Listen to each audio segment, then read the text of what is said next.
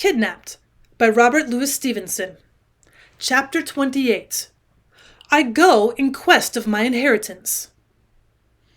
I made what change I could in my appearance, and blithe was I to look in the glass and find the beggarman a thing of the past, and David Balfour come to life again. And yet I was ashamed of the change too, and above all of the borrowed clothes. When I had done, Mr. Rankler caught me on the stair, made me his compliments, and had me again to his cabinet. "Sit ye down, Mr. David," said he. "Now that you're looking a little more like yourself, let me see if I can find you any news. You'll be wondering, no doubt, about your father and your uncle. To be sure, it's a singular tale, and the explanation is one that I blush to have to offer you. For," says he, really with embarrassment, "the matter hinges on a love affair." "But truly," said I cannot very well join that notion with my uncle." "But your uncle, Mr. David, was not always old," replied the lawyer, "and what may perhaps surprise you more, not always ugly. He had a fine gallant air. People stood in their doors to look after him as he went by upon a mettle horse. I've seen it with these very eyes, and I ingenuously confess not altogether without envy, for I was a plain lad myself and a plain man's son, and in those days it was a case of audite qui bellus est, Sibel." "It sounds like a dream," said I. Aye, said the lawyer, "that is how it is with youth and age. Nor was that all, but he had a spirit of his own that seemed to promise great things in the future. In 1715, what must he do but run away to join the rebels? It was your father that pursued him, found him in a ditch, and brought him back multum gementem, to the mirth of the whole country. However, majora canimus, the two lads fell in love, and that with the same lady. Mr. Ebenezer, who was admired in the beloved, and the spoiled one made no doubt, mighty certain of the victory. And when he found he deceived himself, he screamed like a peacock. The whole country heard of it. Now he lay sick at home with his silly family standing round the bed in tears. Now he rode from the public house to public house, and shouted his sorrows into the lug of Tom, Dick, and Harry. Your father, Mr. David, was a kind gentleman, but he was weak, dolefully weak. Took all this folly with a long countenance, and one day, by your leave, resigned the lady. She was no such fool, however. It's from her you must inherit your excellent good sense, and she refused to be bandied from one to another. Both got upon their knees to her, and the upshot of the matter for that while was that she showed both of them the door. Well, that was in August, dear me, the same year I came from college. The scene must have been highly farcical. I thought myself it was a silly business, but I could not forget my father had a hand in it. But surely, sir, it had some note of tragedy, said I. Why, no, sir, not at all, returned the lawyer, for tragedy implies some ponderable matter in dispute, some dignus vindus notis, and this piece of work was all about the petulance of a young ass that had been spoiled, and wanted nothing so much as to be tied up and soundly belted. However, that was not your father's view, and the end of it was that from concession to concession on your father's part, and from one height to another of squalling, sentimental selfishness upon your uncle's, they came at last to drive a sort of bargain, from whose ill results you have been recently smarting. The one man took the lady, and the other the estate. Now, Mr. David, they talk a great deal of charity and generosity, but in this disputable state of life, I often think the happiest consequences seem to flow when a gentleman consults his lawyer, and takes all the law allows him. Anyhow, this piece of quixotry of your father's part, as it was unjust in itself, has brought forth a monstrous family of injustices. Your mother and father lived and died poor folk. You were poorly reared. And in the meanwhile, what a time it has been for the tenants of the estate of Shaw's. And I might add, if it was a matter I cared much about, what a time for Mr. Ebenezer. And yet that's the certainly strangest part of all, said I, that a man's nature should thus change. True, said Mr. Rankler. And yet I imagine it was natural enough. He could not think he'd played a handsome part. Those who knew the story gave him the cold shoulder. Those who knew it not, seeing one brother disappear, and the other succeed in the estate, raised a cry of murder, so that upon all sides he found himself evicted. Money was all he got by his bargain. Well, he came to think the more of money. He was selfish when he was young. He's selfish now that he's old. And the latter end of all these pretty manners and fine feelings you've seen for yourself. Well, sir, said I, and in all this, what is my position? Well, the estate is yours, beyond a doubt, replied the lawyer. It matters nothing what your father signed. You're the heir of entail. But your uncle is a man to fight the indefensible, and be likely your identity that he would call in question. A lawsuit is always expensive, and a family lawsuit always scandalous. Besides which, if any of your doings with your friend Mr. Thompson were to come out, we might find that we had burned our fingers. The kidnapping, to be sure, would be a court card upon our side, if we could only prove it. But it may be difficult to prove, and my advice upon the whole is to make a very easy bargain with your uncle, perhaps even leaving him at Shaw's where he's taken root for a quarter of a century, and contenting yourself in the meanwhile with a fair provision. I told him I was very willing to be easy, that to carry family concerns before the public was a step from which I was naturally much averse. In the meantime, thinking to myself, I began to see the outlines of that scheme on which we afterwards acted. The great affair, I asked, is to bring home to him the kidnapping. Surely, said Mr. Rankler, and if possible out of court. For mark you here, Mr. David, we could no doubt find some men of the covenant who would swear to your reclusion.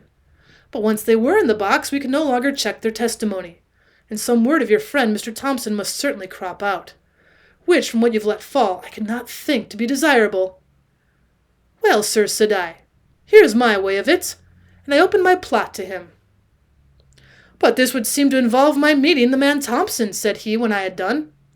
I think so. Indeed, sir, I said. Dear doctor, cries he, rubbing his brow. Dear doctor.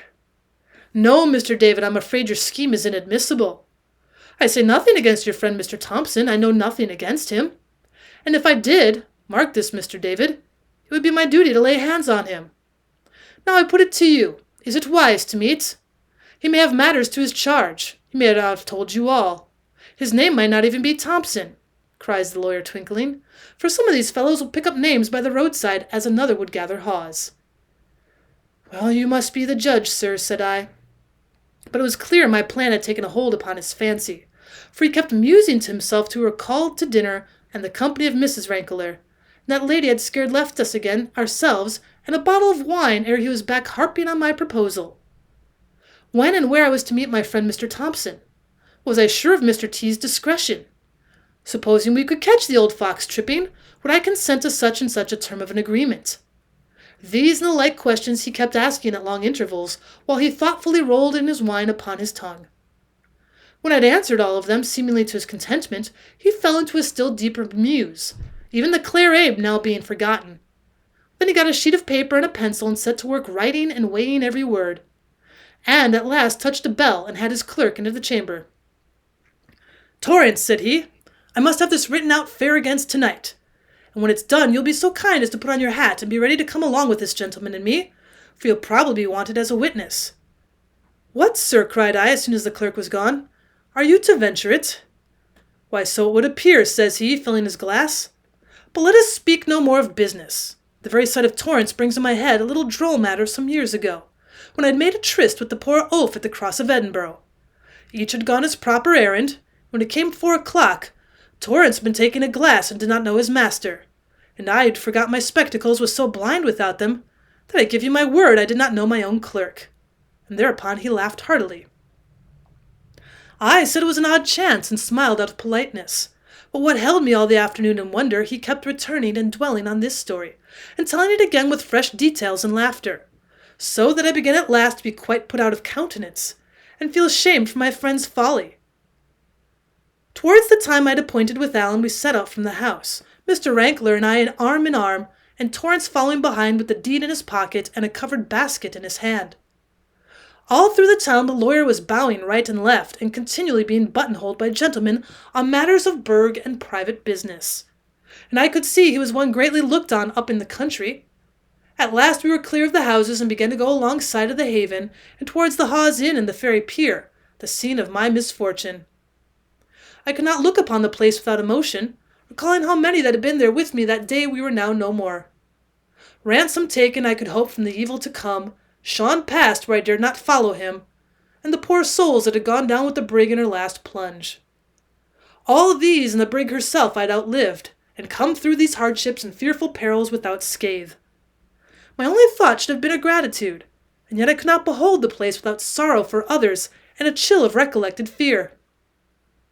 I was so thinking when upon a sudden Mr. Rankler cried out, clapped his hand to his pockets, and began to laugh. Why, he cries, if this be not a farcical adventure! After all I have said, I forgot my glasses. At that, of course, I understood the purpose of his anecdote, and knew that, if he had left his spectacles at home, it had been done on purpose, so that he might have the benefit of Alan's help without the awkwardness of recognizing him. And indeed it was well thought upon, for now, suppose things go to the very worst, how could Rankler swear to my friend's identity, or how be made to bear damaging evidence against myself? For all that, he'd been a long while of finding out his want, and had spoken to and recognized a few good persons as we came through the town, and I had little doubt myself that he saw reasonably well. As soon as we were past the Hawes, where I recognized the landlord smoking his pipe in the door, and was amazed to see him looking no older, Mr. Rankler changed the order of march, walking behind with Torrance and sending me forward in the manner of a scout. I went up the hill, whistling from time to time my Gaelic air, and at length had the pleasure to hear it answered and to see Alan rise from behind a bush. He was somewhat dashed in spirits, having passed a long day alone, skulking in the county, and made but a poor meal in an alehouse near Dundas.